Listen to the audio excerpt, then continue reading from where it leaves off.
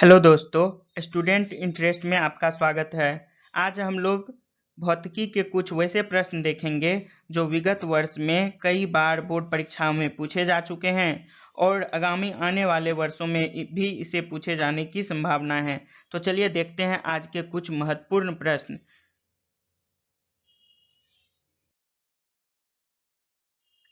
चंद्रमा पर खड़े अंतरिक्ष यात्री को आकाश प्रतीत होता है। चंद्रमा पर खड़े अंतरिक्ष यात्री को आकाश कैसा प्रतीत होता है? तो इसका सही जवाब है काला।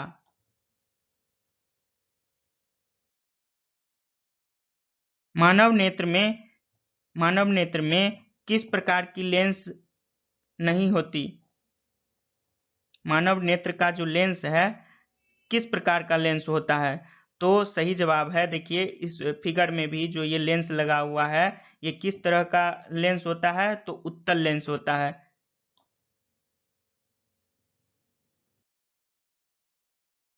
श्वेत रंग कितने रंगों के मेल से बना है? ये देखिए एक श्वेत रंग इसके अंदर गुजारा गया है और ये जो श्वेत रंग है कितना भाग में प्रिज्म से गुजरने पर यह सात रंगों में विभक्त हो गया।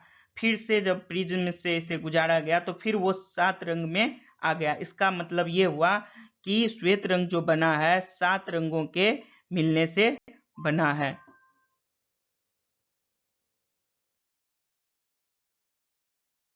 मानव नेत्र के जिस भाग पर किसी वस्तु का प्रतिबिंब बनता है वह दृष्टिपटल है। इसी को इंग्लिश में रेटिना भी कहते हैं। देखिए यहाँ पे रेटिना है तो यहीं पर आकर के प्रतिबिंब बनता है।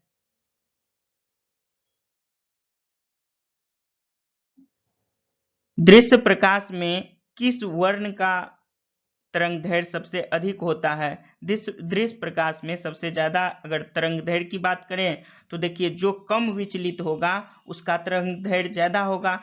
तो यहाँ पर देखिए जब व्हाइट लाइट को इसके अंदर प्रिज्म के अंदर गुजारा जाता है तो ये 7 रंगों में विभक्त हो जाता है और सबसे कम जो विक्षेपित होता है वो है रेड कलर। इसीलिए जो है रेड कलर का तरंगदैर्घ्य जो है लाल कलर का सबसे ज्यादा होता है।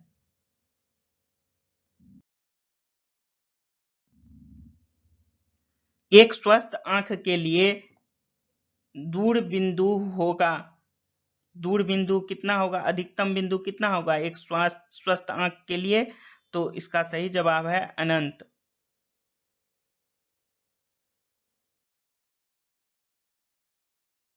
एक नेत्र द्वारा किस वस्तु का प्रतिबिंब बनता है? नेत्र द्वारा किसी वस्तु का प्रतिबिंब कैसा बनता है? वास्तविक, उल्टा और छोटा।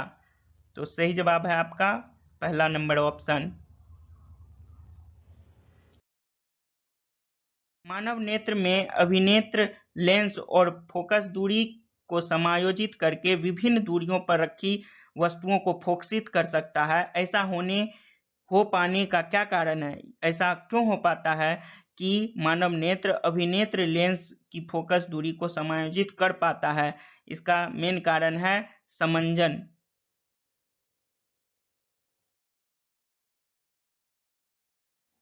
इंद्रधनुष का बनना किस परिघटना पर आधारित होता है? तो यह आधारित होता है प्रकाश के वर्ण विक्षेपण पे।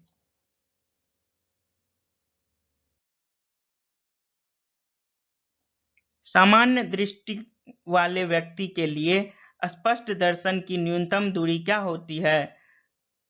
समान दृष्टि वाले व्यक्ति के लिए जो स्पष्ट दर्शन की दूरी है वह 25 सेंटीमीटर होती है।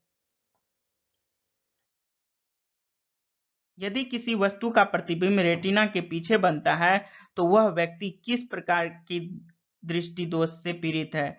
जब रेटिना के पीछे बनेगा तो वह दूर दृष्टि दोष से पीड़ित होगा।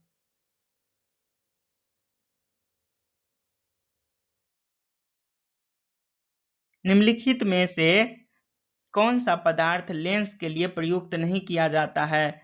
तो सही जवाब है मिट्टी। मिट्टी का लेंस के लिए प्रयोग नहीं किया जाता है। दूरदृष्टि दोष से पीड़ित व्यक्ति का उपचार किस प्रकार के लेंस से किया जाता है? जो दूरदृष्टि दोष हुआ है तो इसका मतलब उत्तल लेंस से होगा। अगर ऑप्शन में उत्तल लेंस नहीं है तो हम जानते हैं कि उत्तल लेंस को ही यानी कॉन्वेक्स लेंस को ही क्या कहा जाता है? अभिसारी लेंस भी कहा जाता है। तो आपका ऑप्शन नंबर सी है। कभी कभी इस तरह से भी क्वेश्चन पूछा जाता है, तो ध्यान रखेंगे। उत्तल लेंस को अभिसारी लेंस कहते हैं, अवतल को अपसारी लेंस कहते हैं। तो यहाँ पर हो जाएगा अभिसारी आपका सही जवाब। दूरदृष्टि से पीड़ित व्यक्ति का उपचार अभिसारी लेंस से किया जाता है। निम्नलिखित में से किस दृष्टि दोष में नेत्र का क्रिस्टलीय लेंस धुंधला या अपारदर्शी हो जाता है? मतलब कौन सा अगर उसके अंदर दृष्टि दोष हो जाता है तो धुंधला हो जाता है, उसका क्रिस्टलीय लेंस जो है क्रिस्टलीय और धुंधला हो जाता है। तो देखिए लेंस जो है क्रिस्टलीय और धुंधला हो गया है, ये मोतियाबिंद का लक्षण है।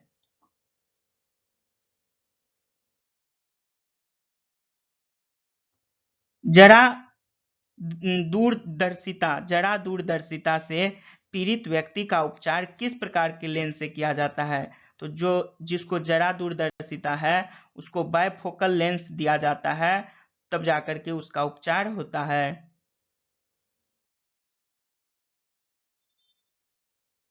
समान दृष्टि के वयस्क के लिए सुस्पष्ट दर्शन की अल्पतम दूरी होती है। देखिए अगर अधिकतम बोला जाए तो अनंत होता है, अगर अल्पतम बोला जाए तो 25 सेंटीमीटर होगा।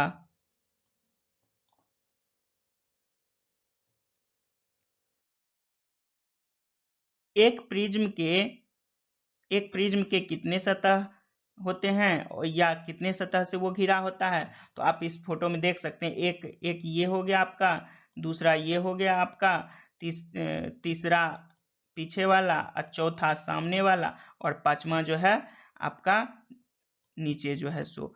तो टोटल कितना सतह हो गया? तो 5 सतह।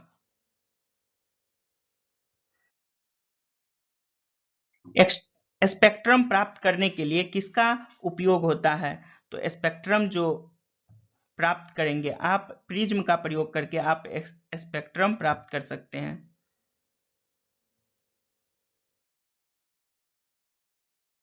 श्वेत प्रकाश में कितने वर्ण होते हैं?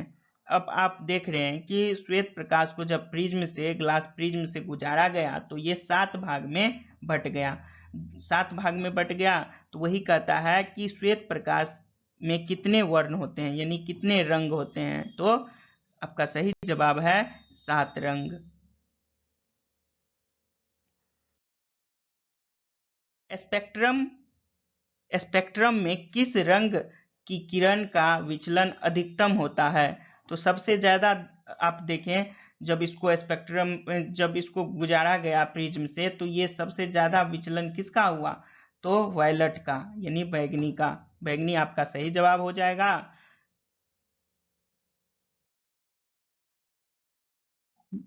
मानव नेत्र के किस भाग पर किसी वस्तु का प्रतिबिंब बनता है? देखिए मानव नेत्र में जो है लेंस के बाद जो ये परावर्तन होगा वो पड़ेगा किस पे? रेटिना पे, और यही दृष्टिपटल इसको बोलते हैं, दृष्टिपटल पर ही प्रतिबिंब बनेगा। याद रखेंगे कि प्रतिबिंब जो बनेगा वो होगा वास्तविक होगा और उल्टा भी होगा।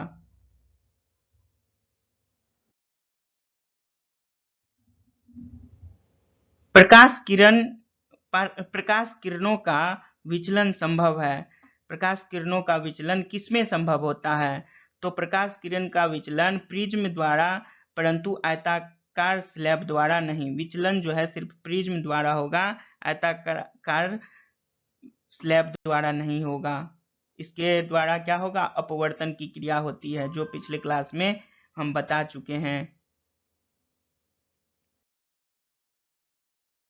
अभिनेत्र लेंस की फोकस दूरी में परिवर्तन किया जाता है किसके द्वारा? जो है ये अभिनेत्र लेंस की फोकस दूरी में परिवर्तन किया जाता है। तो आपका सही जवाब है पक्षमाभी द्वारा किया जाता है। प्रिज्म से गुजरने पर सूर्य के प्रकाश की किरणें विभिन्न वर्णों में बंट जाती है, और इसका जो कारण है, विभिन्न वर्णों की किरणों का विचलन भिन्न भिन्न होता है। इसका जवाब है डी नंबर ऑप्शन, विभिन्न वर्णों का जो है किरण का विचलन अलग अलग होता है, इसीलिए प्रिज्म से गुजरने पर सूर्य का प्रकाश की किरणें विभिन्न वर्णों में बंट जाती है। निकट दृष्टि दोष का निवारण किस लेंस से किया जाता है? निकट दृष्टि दोष होगा तो इसमें देखिए अवतल लेंस का प्रयोग किया गया है। देखिए शॉर्ट साइडनेस है, और देखिए कभी कभी ये भी क्वेश्चन पूछता है कि अगर किसी को निकट दृष्टि दोष है तो वो जो प्रतिबिंब उसका कट जाएगा, कहाँ पे बनेगा? आगे में बनने लगेगा। मतलब प्रतिबिंब बनेगा कहाँ? आगे में, रेटिना के आगे। तो उसको दूर करने के लिए हम लोग क्या करते हैं, अवतल लेंस जब लगाते हैं तो सही जगह यानी रेटिना पर पड़ने लगता है, तब जाकर के हमें क्या होता है, अच्छा से वस्तु हम लोग देख पाते हैं। इसका मतलब है कि निकट दृष्टि दोष में अवतल लेंस का प्रयोग किया जाता है।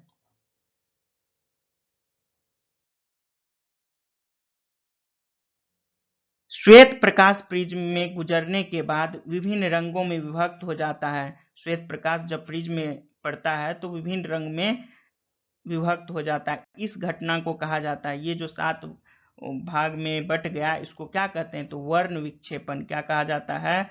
वर्ण विक्षेपण। और याद रखेंगे कि प्रकाश जो है हमेशा सीधी रेखा में गमन करती है, और प्रकाश का परावर्तन जानते हैं, जब जब कोई प्रकाश की किरण किसी सतह से टकराती है तो वह उसी माध्यम में लौट जाता है, तो उसको प्रकाश का परावर्तन कहते हैं।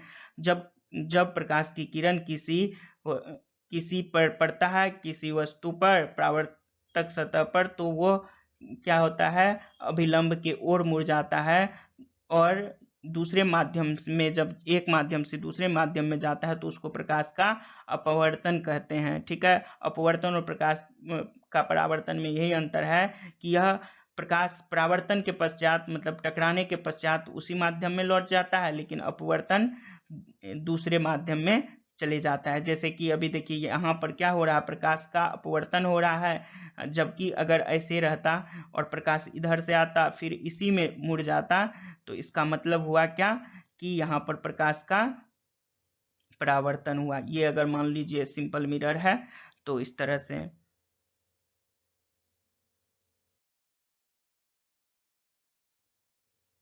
दीर्घ दृष्टि के निवारण के लिए उपयोग किया जाता है, यानी दूर दृष्टि दोष जब किसी को है तो सबसे पहले उसको हम लोग कॉन्वेक्स लेंस, जिसको हम लोग कहते हैं उत्तल लेंस, के द्वारा उसको ठीक करते हैं।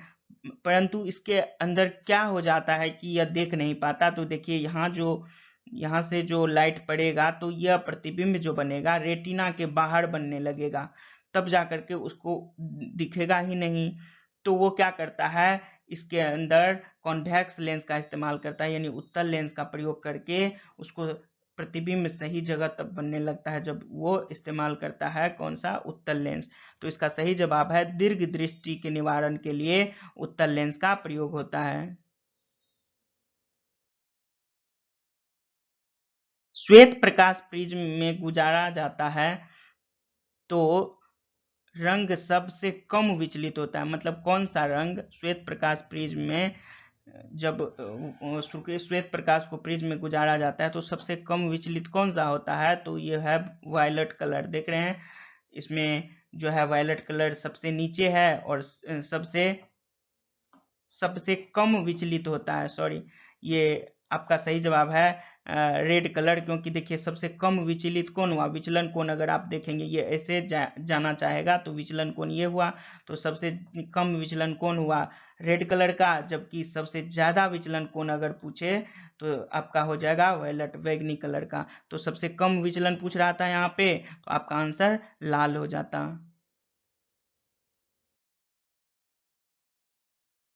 एक एंगस्ट्रम का मान क्या होता है? तो एक एंगस्ट्रम का मान 10⁻⁻10 मीटर होता है।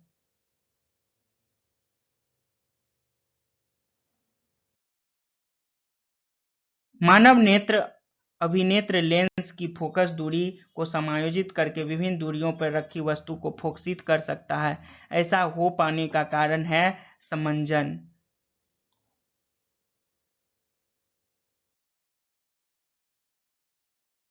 प्रिज्म से निकलने के बाद श्वेत किरणें क्यों 7 रंग में विभाजित हो जाती है? तो प्रिज्म से जब निकलता है श्वेत किरण तो यह 7 रंग में विभाजित हो जाता है। तो ये होता है, किस लिए होता है? तो सूर्य का श्वेत प्रकाश 7 वर्णों से के मिश्रण से बना है, इसी वजह से।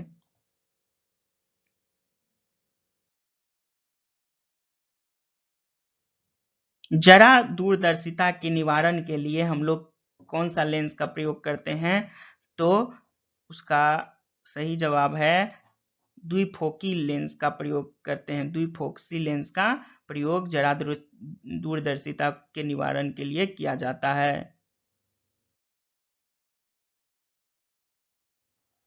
श्वेत प्रकाश प्रिज्म में गुजरता है तो जो रंग सबसे अधिक विचलित होता है, तो सबसे अधिक विचलित कौन होगा? वहां पे भी बताए थे। सबसे अधिक विचलित जो होगा, देखिए कौन हो रहा है? वायलट हो रहा है। तो आपका सही जवाब होगा सबसे, क्या कहता है, श्वेत प्रकाश प्रिज्म में गुजारा जाता है तो जो रंग सबसे अधिक विचलित होता है वो है बैगनी कलर। ये सही जवाब है, सी नंबर सही है।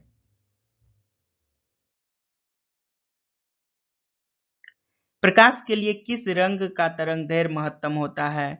तो सबसे ज्यादा तरंगदैर्घ्य जो होता है, जो कम विचलित होगा, देखिए रेड कलर जो है, लाल कलर सबसे कम विचलित होता है, इसीलिए इसका तरंगदैर्घ्य क्या होगा? ज्यादा होगा। और यही कारण है कि इसका प्रयोग रेड लाइट में किया जाता है, क्योंकि इसका तरंगदैर्घ्य सबसे ज्यादा होता है तो यह दूर तक जाता है, दूर तक फैलता है, लोगों को दूर से ही दिख जाए, इसीलिए इसका प्रयोग ट्रैफिक लाइट में या रेलवे के सिग्नलों में किया जाता है।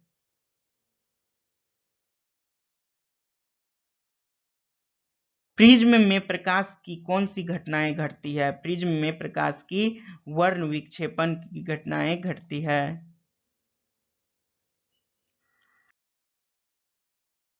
Thank you for watching my video. If you like my video, please consider subscribing. Thank you so much.